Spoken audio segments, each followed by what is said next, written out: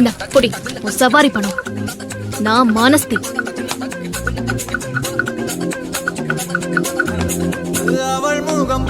நெஞ்ச தொட்டு போறாளே,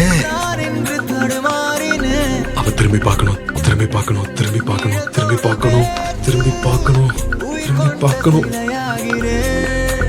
திரும்பி பார்க்காமலே போயிடுவாளோ? அவள் முகம் பார்த்து நான் என்று தடுமாறினேனோ, நிழத்தோட வேத்து உயிர் கொண்ட சிலையாகிறேனோ. So baby don't you break my heart. So baby don't you break my heart. Don't you dare break my heart, break my heart. So baby don't you break my heart. So baby don't you. நீ கொடுக்கிற பணம் எல்லாம் பத்திரமா எப்பவுமே உன் ஞாபகமா என்கிட்டயே இருக்கும்.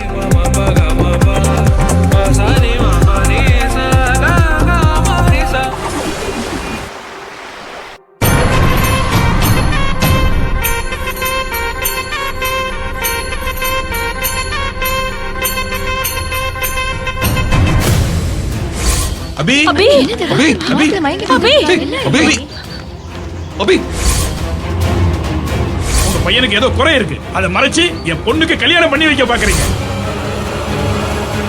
இனிமே இங்க நிக்க வேணாம், வா பூஜா போலாம். சார்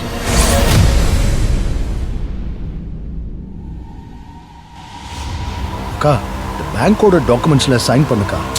சும்மா இருடா. நானே இந்த நிச்சயம் எப்படி நின்னுச்சுன்னு தெரியாம குழப்பத்துல இருக்கேன்.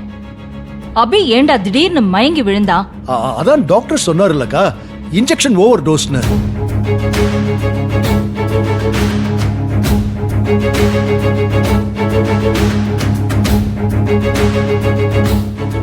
அம்மா. அர்ஜுன், என்னம்மா நீங்க வழக்கமா 9 மணி ஆனா தானே டைனிங் டேபிள்ல இருப்பீங்க. சாப்பிட வாங்கம்மா, எல்லாரும் வெயிட் பண்றாங்க. அவங்க சாப்பிடட்டும், எனக்கு சாப்பிடவே பிடிக்கல. எவ்வளவு பெரிய கோல்டன் சான்ஸ்டா மிஸ் ஆயிடுச்சு.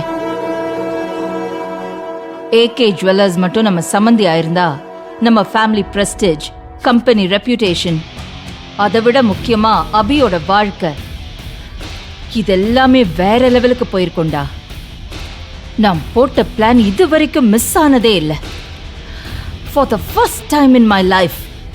அம்மா ப்ளீஸ், நீங்க டென்ஷன் ஆகாதீங்க.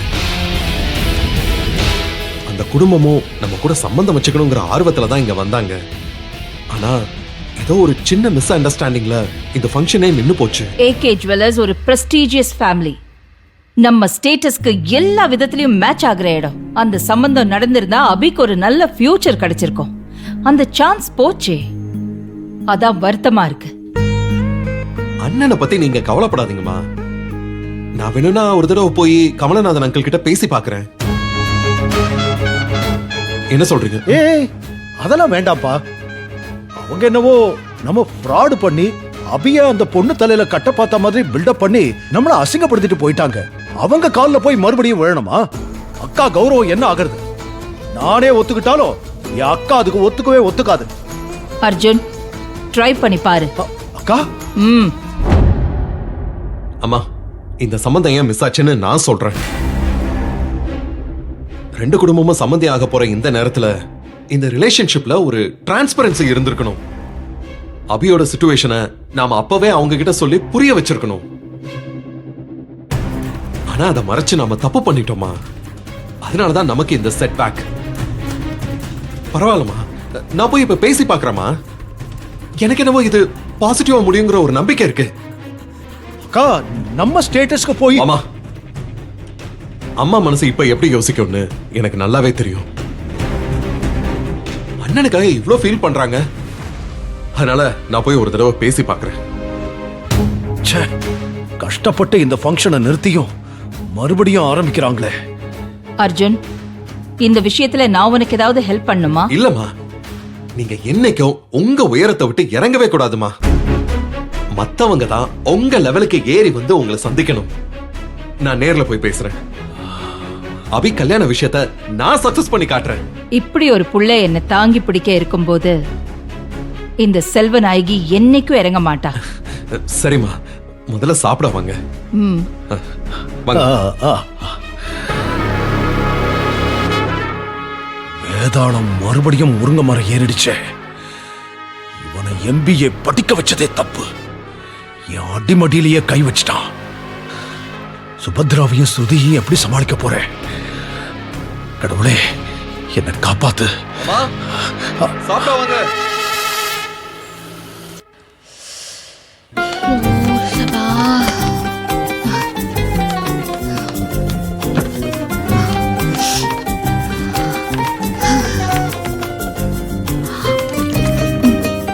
எங்கடி போயிட்டு வர?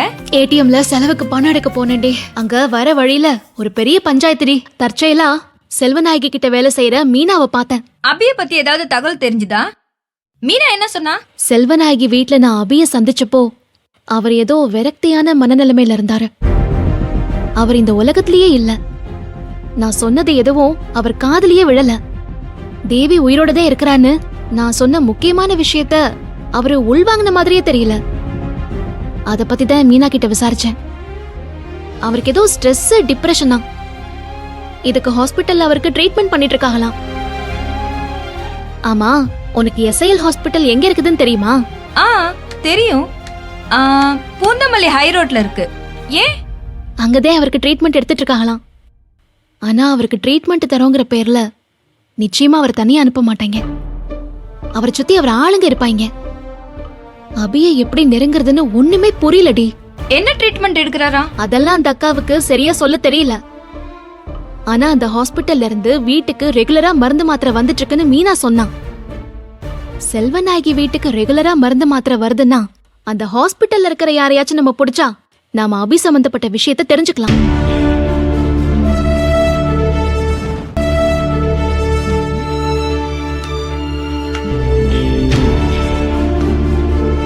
என்ன யோசிக்கிற? இதான் ஒர்க்கிங் உமன்ஸ் ஹாஸ்டல் ஆச்சே.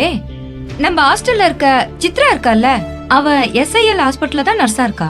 அவகிட்டயே பேசி பார்க்கலாம். நிச்சயம் நமக்கு அபிய பத்தி ஏதாவது ஒரு லீட் கிடைக்கும். ஏய், நிஜமாவா சொல்ற? அங்க வேலை செய்யற நர்ஸ் நம்ம ஹாஸ்டல்ல தங்கிட்டு இருக்காங்களா? ஆமா. ஏய், அப்ப கண்டிப்பா அபிய பத்தின டீடைல்ஸ் நமக்கு கிடைச்சிரும்டி. நம்ம உடனே போய் அவங்கள பார்த்து இப்பவே அபிய பத்தின விஷயங்களை கேட்டு தெரிஞ்சுக்கலாம். முடிஞ்சா அபி எப்போ ஹாஸ்பிட்டலுக்கு வருவாருன்னு தெரிஞ்சா அவரை மறுபடியும் நேர்ல சந்திக்கிறதுக்கான சந்தர்ப்பம் கிடைச்சாலும் கிடைக்கும்ல. சீக்கிரம் வாடி. நீ வா, அந்த நர்ஸ் எனக்கு இன்ட்ரோடியூஸ் பண்ணி வை. வெயிட். நினைச்ச உடனே எல்லாம் நடக்கணும்னு ஆசைப்படாத. சித்ராக்கு டே ஷிஃப்ட் 3 மணிக்கு மேலதான் வருவா. வந்ததுக்கு அப்புறம் போய் மீட் பண்ணலாம். அப்படியா? சரி, ஓகே. ஆனா நான் எதிர்பார்க்கவே இல்ல நம்ம ஹாஸ்டல்லயே அந்த ஹாஸ்பிட்டல்ல வேலை செய்யற ஒரு நர்ஸ் இருப்பாங்கன்னு. கடவுள் என் கூட எனக்கு துணையா இருக்காண்டி. அவன்தே எனக்கு வழிகாட்டிக்கிட்டே வரான். நல்லதே நினைப்போம், நல்லதே நடக்கும். வாய்க்கு சக்கரை போடணும்டி. சரி, இன்னைக்கு ஒரே அலைச்சல, ரொம்ப கசகசன்னு இருக்குடி. நான் போய் ஃப்ரெஷ் ஆயிட்டு வந்துடுறேன்.